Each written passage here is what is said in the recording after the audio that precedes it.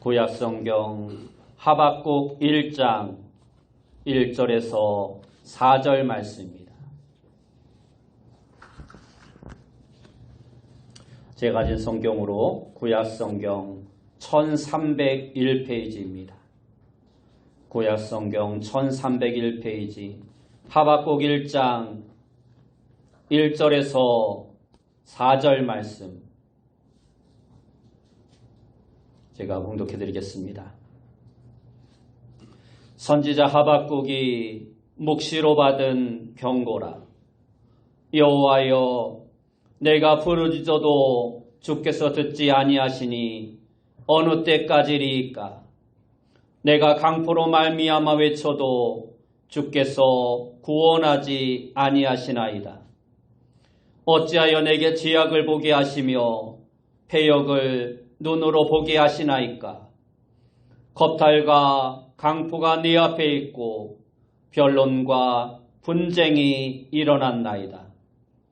이러므로 율법이 해이하고 정의가 전혀 시행되지 못하오니 이는 악인이 의인을 애워쌌으므로 정의가 굽게 행하여짐이니이다.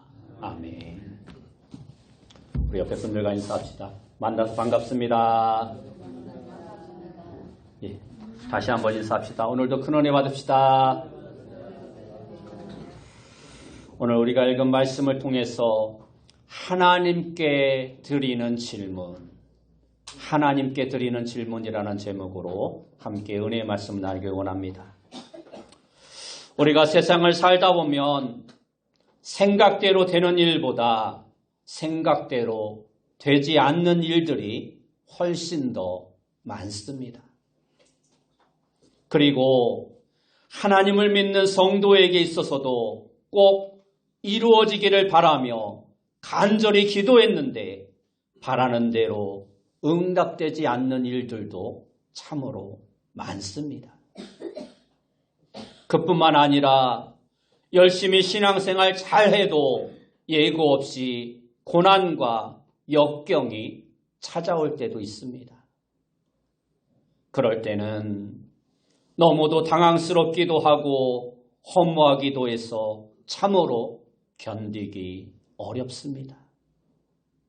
그런데 이러한 일들보다 우리를 더 힘들게 하는 것은 이러한 상황을 우리가 이해할 수 없다라는 것입니다. 왜 생각대로 되지 않는 일들이 그렇게나 많은지 도무지 이해가 되지 않습니다.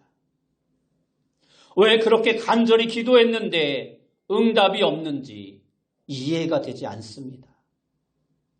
왜 내게 이러한 고난과 역경이 찾아왔는지 아무리 생각해도 이해할 수가 없는 것입니다.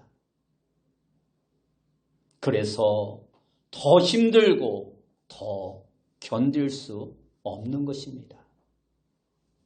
그렇습니다. 우리가 이 세상을 살아가다 보면 참으로 힘들고 어려운 일들이 많이 있지만 우리를 정말 힘들게 하는 것은 우리가 겪는 일들이나 사건보다 왜 그러한 일들이 일어나야 하고 왜 그러한 일을 내가 겪어야 하는지 이해할 수가 없기 때문입니다. 아무리 힘든 일이 있어도 그 이유가 머리로 이해가 돼서 고개가 끄덕여지면 힘들어도 견딜 수 있습니다. 그러나 크게 힘들지 않는 일이라도 이해가 안 돼서 머리를 설레설레 흔들게 되면 더 견디기 어려운 것입니다. 그래서 우리가 겪게 되는 일들을 잘 이해하는 것이 중요합니다. 오늘 본문에 등장하고 있는 하박국 선지자는 우리가 이 문제를 생각해 보는 데 있어서 아주 좋은 예가 되는 인물입니다. 하박국 선지자는 자기가 겪게 된 사건을 이해하려고 몸부림치는 신앙인의 대표적인 모습을 보여주고 있습니다. 우선 하박국 선지자가 이해하지 못해 몸부림치던 문제가 무엇이었는지를 살펴볼 필요가 있습니다. 그것은 크게 두 가지 문제였습니다. 하나는 왜 거룩한 길을 걷고 있는 의인들은 힘들게 고통을 받으며 살고 있는데 불의한 길을 걷고 있는 악인들은 별 어려움 없이 잘 살고 있는가 하는 문제였습니다.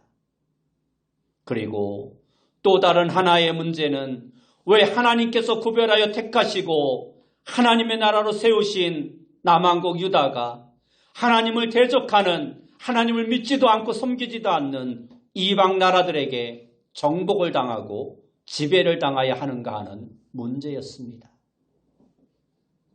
다시 말해서 하나는 개인에 관한 문제였고 다른 하나는 공동체에 관한 문제였습니다. 본문을 보면 하박국 선지자는 이해할 수 없는 문제로 몸부림치면서 어떻게 그 문제를 해결해야 할지 실마리를 찾았는지를 우리에게 보여주고 있습니다. 오늘 현대를 살아가는 모든 그리스도인들이 이해할 수 없는 문제로 힘들어하는 상황 속에서 오늘 말씀은 우리가 어떻게 해야 하는지 우리에게 소중한 길을 제시해주고 있습니다. 가장 먼저 오늘 본문 2절 말씀을 보면 여호와여라는 말로 시작하고 있습니다. 이 말씀은 하박국 선지자가 먼저 하나님 앞으로 나아가서 하나님을 찾고 있는 것입니다. 그러니까 지금 하박국 선지자는 하나님 앞에서 자신이 이해할 수 없는 문제를 놓고 하나님과 씨름하며 기도하고 있는 것입니다. 성경의 인물은 대부분 그 이름이 그 사람의 인생의 특징을 나타내고 있습니다. 예를 들어 아브라함은 열국의 압이라는 뜻으로 믿음의 조상에 걸맞는 이름을 가지고 있고, 베드로는 반석이라는 뜻으로 초대교회의 영적 지도자로서 걸맞는 이름을 가지고 있습니다. 그렇다면 오늘 본문에 나오는 이 주인공 하박국이라는 이름은 어떠한 의미가 있을까요? 하박국이라는 말은 히브리어 원어로 하바크라는 말을 한자어로 번역해 놓은 것입니다.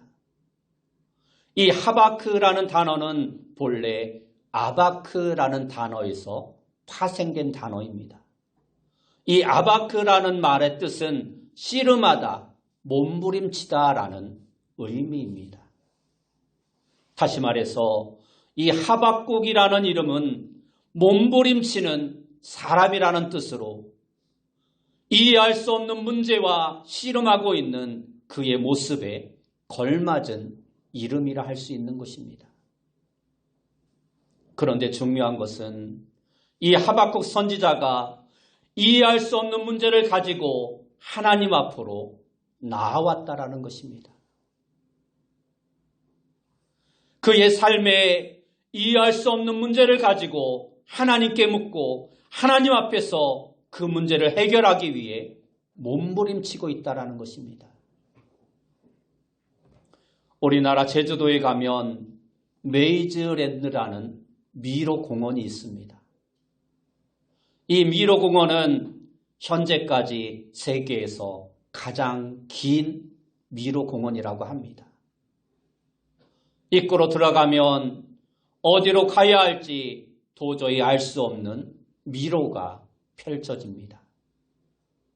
수많은 시행착오를 거쳐서 출구로 나오게 되는데 사람마다 차이가 있습니다. 빠른 사람은 10분이면 출구를 찾아서 나오지만 출구를 잘 찾지 못하고 헤매는 사람은 1시간도 넘게 그 미로 안에서 헤맨다라고 합니다. 그런데 이 미로 공원도 높은 곳에서 보면 길이 훤히 다 보입니다. 어디로 가면 막혀 있고 어디로 가야 하는지 다 보이는 것입니다. 만일 이처럼 길이 다 보이는 높은 곳에 있는 사람에게 묻고 그 사람에게 길 안내를 받는다면 5분 안에 입구에서 출구까지 나올 수 있습니다. 우리의 인생길이 마치 이와 같습니다. 우리 인생은 마치 길을 알 수 없는 미로를 통과하는 것과 같습니다. 그래서 자기 혼자서 길을 찾아가려면 어렵습니다. 어디로 가야 할지 몰라 헤매이기도 하고 때로는 잘못 길로 가서 낭패를 당하기도 합니다. 미로 안에서 다른 사람과 함께 의논한다고 해도 그것은 마찬가지입니다. 조금은 도움이 될 수 있지만 올바른 길을 찾는 데에는 큰 도움이 되지 않습니다. 그 사람도 똑같이 미로 안에 있기는 마찬가지이기 때문입니다. 그러나 우리가 하나님께 물으면 상황은 완전히 달라집니다. 하나님께서는 마치 미로 위에서 길 전체를 보고 있는 사람처럼 우리가 걷고 있는 인생의 전체를 다 보고 계시는 분이십니다. 그래서 우리가 어디로 가야 하는지도 다 알고 계신 것입니다. 우리가 인생의 미로와 같이 어디로 가야 할지 길을 알지 못할 때, 삶에 도저히 넘을 수 없는 벽과 같은 문제가 있을 때, 그래서 우리는 하나님을 찾는 것이 무엇보다 중요한 것입니다. 하나님께 묻고 하나님 앞에서 씨름하는 길이 가장 좋은 길인 것입니다. 사무엘하 5장 17절 이하의 말씀을 보면 이스라엘이 다윗에게 기름을 부어 이스라엘 왕으로 삼았다함을 블레셋 사람들이 듣고 블레셋 사람들이 다윗을 찾으러 다 올라오매 다윗이 듣고 요새로 나가니라. 블레셋 사람들이 이미 이르러 르바임 골짜기 가득한지라. 다윗이 여호와께 여쭈어 이르되 내가 블레셋 사람에게로 올라가리이까 여호와께서 그들을 내 손에 넘기시겠나이까 하니 여호와께서 다윗에게 말씀하시되 올라가라. 내가 반드시 블레셋 사람을 내 손에 넘기리라 하신지라 하고 말씀하고 있습니다. 다윗이 이스라엘의 왕이 된 후 블레셋이 기선을 제압하기 위해 이스라엘을 쳐들어왔습니다. 공격해왔습니다. 이제 다윗은 왕이기 때문에 자신이 빠르게 판단하여 백성과 군사들에게 어떻게 해야 할 것을 명령해야 할 상황입니다. 그런데 이러한 다급한 상황에서 다윗이 한 일은 하나님 앞으로 나아간 것입니다. 그리고 하나님께 묻습니다.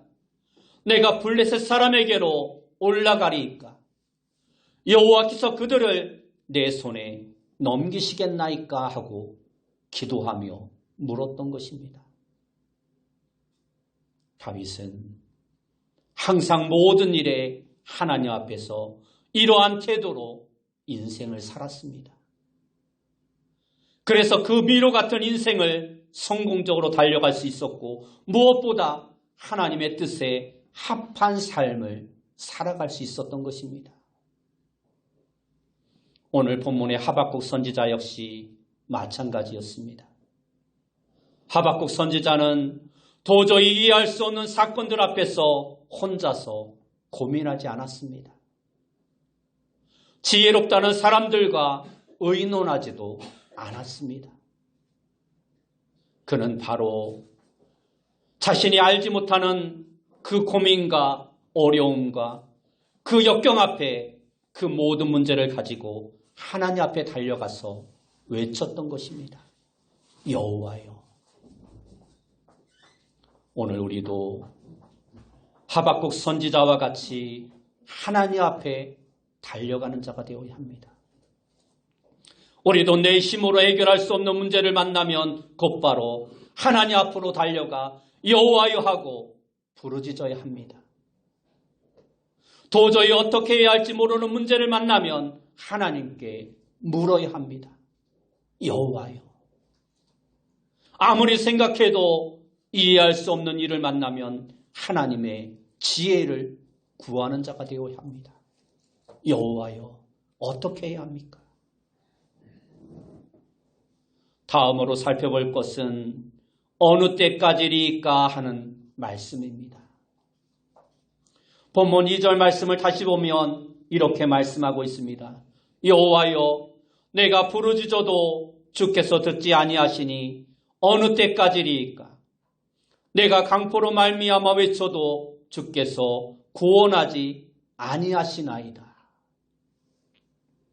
하박국 선지자는 세상에 일어나는 이해할 수 없는 문제를 가지고 하나님 앞에 나아갔습니다. 그리고 하나님 앞에서 이 문제를 해결해 보고자 묻고 또 씨름하였습니다. 그런데 하나님께서는 그렇게 인생의 고민과 문제를 가지고 하나님 앞에 나아가 묻고 씨름하며 기도하고 있는 하박국 선지자에게 바로 응답하시지 않고 오히려 침묵하십니다. 그것도 한두 번이 아니라 너무도 오랫동안 침묵하십니다. 그래서 하박국 선지자는 참다 못해 어느 때까지리까 하고 하나님께 질문을 하고 있는 것입니다. 그러나 하나님께서는 그러한 하박국의 애타는 질문에도 여전히 침묵하십니다. 그래서 결국 하박국 선지자는 하나님께서 자기를 구원하지 않으시기로 작정하신 것이라 판단하기까지 이르게 됩니다. 주께서 구원하지 아니하시나이다. 다시 말해서 하나님께서 자기를 버리셨기 때문에 기도의 응답이 없는 것이라고까지 생각하게 된 것입니다. 우리가 인생에 이해할 수 없는 힘들고 어려운 문제들을 가지고 하나님 앞에 나왔다면 그것은 참으로 잘한 일입니다. 그래서 스스로 나는 믿음이 아주 좋다고 생각할 수 있습니다. 그러면서 하나님께서 그러한 자기를 보시고 나는 믿음이 좋으니 내가 지금 하나님 앞에 나아갔으니 바로 응답해 주셔서 그 문제를 간단하게 해결할 수 있을 것이라 큰 기대를 가집니다. 대부분의 사람들이 그렇습니다. 그러나 문제는 그렇다고 해서 하나님께서 바로 우리의 기도에 응답해 주시지 않는다라는 것입니다. 왜냐하면 하나님께서 우리를 영적으로 연단하시고 훈련하시는 일은 바로 지금부터 본격적으로 시작되기 때문입니다. 성경을 자세히 살펴보면 놀랍게도 이러한 방법은 하나의 공식처럼 반복되고 있습니다. 대부분의 믿음의 사람들은 하나님의 응답이 그들 자신의 생각보다 더디기 때문에 큰 고통을 당한 이후에야 기도의 응답을 받습니다. 시편 13편 1절과 2절 말씀에 보면 다윗은 이렇게 절규했습니다. 여호와여, 어느 때까지니까? 나를 영원히 잊으시나이까? 주의 얼굴을 나에게서 어느 때까지 숨기시겠나이까? 나의 영혼이 번민하고 종일토록 마음에 근심하기를 어느 때까지 하오며 내 원수가 나를 치며 자랑하기를 어느 때까지 하리이까? 말씀하고 있습니다. 이 말씀을 보면 다윗은 너무도 다급한 마음으로 하나님께 나와 부르짖고 있습니다. 그러나 하나님께서는 침묵하십니다. 너무도 급하고 두려운 마음에 하나님께 울부짖었는데도 하나님께서는 침묵하셨던 것입니다. 그래서 다윗은 4번이나 반복해서 하나님 어느 때까지니까 하고 묻고 또 묻고 있는 것입니다. 다윗은 너무도 급했지만 하나님께서는 아직 때가 아니라고 보고 침묵하셨던 것입니다. 그러면 하나님께서는 왜 이렇게 우리의 기도에 오랫동안 침묵하실까요? 왜 이렇게 다윗을 애타게 하셨을까요? 다윗의 관심은 당장 눈앞의 문제가 해결되는 것이었지만 하나님의 관심은 다윗이 처한 그 문제보다 영적인 훈련에 있었던 것입니다. 다윗은 이 가정을 죽고 사는 문제로 보았지만 하나님께서는 그것을 다윗을 연단하는 훈련의 가정으로 보았던 것입니다. 그렇습니다. 해결할 수 없는 문제 때문에 그리고 이해할 수 없는 문제 때문에 하나님 앞으로 나온 사람들은 대부분 이렇게 묻게 됩니다. 하나님, 어느 때까지입니까? 그렇게 그 문제를 자기 스스로 해결해 보려고 몸부림칠 때는 그 문제가 두려워서 하나님께 부르짖는 것입니다. 그런데 그 문제를 하나님 앞으로 가지고 나온 사람들은 하나님의 침묵 앞에서 다시 한번 두려워 질문을 하게 되는 것입니다. 하나님, 도대체 어느 때까지입니까? 도대체 어느 때까지 하나님을 기다려야 합니까? 그렇습니다. 본문의 하박국 선지자가 어느 때까지니까 울부짖는 것은 결코 믿음이 없어서가 아닙니다. 다윗이 그렇게 부르짖은 것 또한 결코 하나님께 불평하거나 원망하는 것이 아닙니다. 그것은 하나님께서 주시는 연단의 가정에서 외치는 고통의 신음이었던 것입니다. 오늘 우리에게도 이러한 연단의 과정이 수없이 찾아올 수 있습니다. 그때 우리는 그 고통을 피하지 말고 끝까지 견디며 인내하는 자가 되어야 합니다.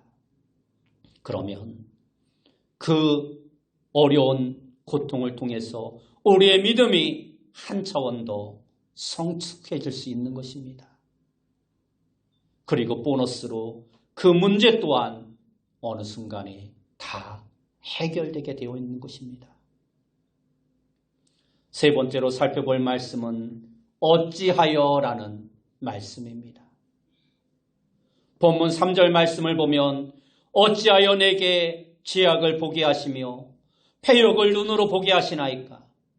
겁탈과 강포가 네 앞에 있고 변론과 분쟁이 일어났나이다 하고 말씀하고 있습니다. 하박국 선지자는 오랜 기다림 끝에 하나님의 역사를 체험하게 되었습니다. 오랜 기다림 끝에 하나님의 응답을 받은 것입니다. 그러나 그 하나님의 응답은 자신이 도저히 받아들이기 힘든 것이었습니다. 그래서 하박국 선지자는 하나님께 묻습니다. 어찌하여라고 하나님 앞에 질문을 드리고 있는 것입니다. 그렇습니다. 우리도 갑자기 마주치게 된 고난과 역경 앞에서 하나님께 간절히 기도합니다. 때로는 이해할 수 없는 삶의 문제 때문에 하나님 앞에 나와 간절히 기도합니다. 그러면 하나님께서는 우리의 기도를 들으시고 응답해 주십니다. 그런데 어떨 때는 그 응답을 도저히 받아들이기 힘들 때가 있습니다. 그래서 다시 하나님께 이러한 질문을 드릴 때가 있습니다. 오늘 하박국 선지자와 같이 어찌하여라고 하나님 앞에 묻는 것입니다. 성경을 보면 이러한 상황에서 사람들이 보인 반응은 세 가지입니다. 첫째는 하나님의 응답을 거절하는 것입니다. 하나님께서 자신에게 말씀하신 것을 따르지 않고 자기 뜻대로 하는 것입니다. 대표적인 예가 요나입니다. 요나서 1장 3절 말씀에 보면 그러나 요나가 여호와의 얼굴을 피하려고 일어나 다시스로 도망하려 하여 하고 말씀하고 있습니다. 여기서 그러나라는 말씀을 주목해 볼 필요가 있습니다. 하나님께서는 니느웨로 가라고 말씀하셨지만 그러나 요나는 하나님의 말씀을 피하여 자기가 편한 대로 자기가 하고 싶은 대로 다시스로 갔던 것입니다. 둘째는 하나님의 응답을 왜곡하는 것입니다. 하나님의 응답을 자신에게 유리한 방향으로 왜곡해서 받아들이고 왜곡해서 해석하는 것입니다. 그 대표적인 예가 바로 바울입니다. 사도행전 7장 58절 말씀에 보면 성 밖으로 내치고 돌로 칠세 바울들이 그 옷을 벗어 사울이라 하는 청년의 발 앞에 두니라 하고 말씀하고 있습니다. 회심하기 이전에 바울은 구약의 메시아에 대한 예언의 말씀을 왜곡해서 받아들였습니다. 그리고 그 왜곡된 말씀을 따라 교회와 그리스도인들을 핍박하면서 그것을 합리화했던 것입니다. 자기는 지금 옳은 일을 하고 있다라고 생각했던 것입니다. 셋째는 하나님의 응답을 그대로 믿고 따르는 것입니다. 하나님의 응답이 도저히 받아들이기 힘들고 이해할 수 없고 어렵다 할지라도 그 말씀이 하나님의 응답이기 때문에 하나님께서 말씀하신 그대로 믿고 따르는 것입니다. 그 대표적인 예가 바로 오늘 본문의 하박국 선지자입니다. 하박국 마지막 장에 있는 3장 17절과 18절 말씀에 보면 이렇게 말씀하고 있습니다. 비록 무화과 나무가 무성하지 못하며 포도나무에 열매가 없으며 감람나무에 소출이 없으며 밭에 먹을 것이 없으며 오리에 양이 없으며 외양간에 소가 없을지라도 나는 여호와로 말미암아 즐거워하며 나의 구원의 하나님으로 말미암아 기뻐하리로다. 상황을 보면 그것은 내 뜻이 아니고 이해할 수 없고 더 힘들고 더 어려울 수 있지만 그럼에도 불구하고 오직 하나님을 바라보며 그것이 하나님의 뜻이기에 하나님의 구원을 믿고 즐거워하며 감사하겠다라는 것입니다. 그렇습니다.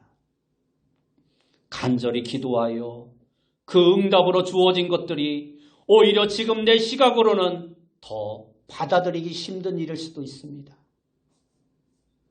그때 어떻게 하느냐가 중요합니다. 도저히 받아들이기 힘들지라도 하나님을 믿고 그 뜻대로 따르는 것이 중요한 것입니다. 지금은 고인이 되신 강영호 박사라는 분이 있습니다. 이분은 중학교 1학년 때 친구가 창공에 눈을 맞아 두 눈을 실명하였습니다. 어머니는 그 충격으로 돌아가셨고 아버지마저 그가 14살 때 돌아가셨습니다. 졸지에 눈먼 고아가 된 것입니다. 동생들은 고아원으로 보내졌고 자신은 맹인 재활센터에 들어갈 수밖에 없었습니다. 그때 그는 정말 간절한 마음으로 하나님께 기도했습니다. 내 눈을 뜨게 해서 동생들을 돌볼 수 있게 해달라고 하나님 앞에 부르짖으며 기도했습니다. 그러나 하나님의 응답은 노였습니다. 그는 실망했지만 그래도 하나님의 뜻이 있을 것이라 믿고 생각하며 열심을 다해 공부했습니다. 그렇게 기도하는 가운데 우리나라 최초의 시각장애인 박사가 되었고 미국 백악관에서 6년 동안이나 국가장애위원회 정책 차관보를 지내기도 했습니다. 이분이 자신의 간증에서 이렇게 말합니다. 만약에 하나님께서 그때 제 눈을 뜨게 해주셨다면 저는 소년 가장으로 동생들을 먹여 살리느라 아무것도 하지 못했을 것입니다. 그러나 하나님께서는 먼 미래를 내다보시고 나에게 역사해 주셨습니다. 많은 사람들이 저에게 이렇게 말합니다. 장애에도 불구하고 정말 훌륭한 일을 해내셨습니다. 그러나 저는 그 말을 이렇게 고치고 싶습니다. 장애에도 불구하고가 아니라 장애를 통해서 장애 덕분에 내가 이렇게 되었다고 말입니다. 그렇습니다. 오늘 우리에게도 이러한 믿음이 필요합니다. 기도했지만 응답이 내 기도와 다를 때 우리는 어찌하여? 라고 하나님 앞에 질문할 수 있습니다. 그러나 그 후 하나님을 믿는 믿음으로 그 응답에 순종하는 자가 되어야 합니다. 바로 그럴 때 우리의 기도보다 더 큰 뜻을 가지신 하나님의 역사를 우리가 체험할 수 있는 것입니다. 이처럼 우리는 인생을 살아가면서 이해할 수 없는 수많은 일들을 겪게 됩니다. 감당하기 힘든 일들도 많이 있을 수 있습니다. 그때 우리는 하나님 앞에 나아가야 합니다. 그리고 하나님께 질문하며 호소해야 합니다. 하나님, 언제까지 기다려야 합니까? 어찌하여 이런 일을 겪게 하십니까? 하나님 앞에 묻고 하나님 앞에 씨름하는 자가 되어야 합니다. 그리고 그 하나님의 응답에 오히려 더 힘들고 더 어려운 일일지라도 믿음으로 순종하는 자가 되어야 합니다. 여러분 모두가 삶의 모든 어려운 문제들을 가지고 하나님 앞에 나아가 질문하며 하나님의 크고 놀라운 역사를 체험하는 귀한 성도님들이 다 되시길 예수님의 이름으로 축원합니다. 기도하겠습니다. 사랑하는 주님, 우리 모두가 하나님의 크고 위대하신 뜻을 생각하며 인생에서 겪는 모든 문제들을 가지고 하나님 앞에 가지고 나아가 기도하며 씨름하는 자 되어줄 수 있도록 인도하시고 하나님의 뜻에 순종하는 자 되어줄 수 있도록 인도하여 주옵소서. 예수님의 이름으로 기도드리옵나이다.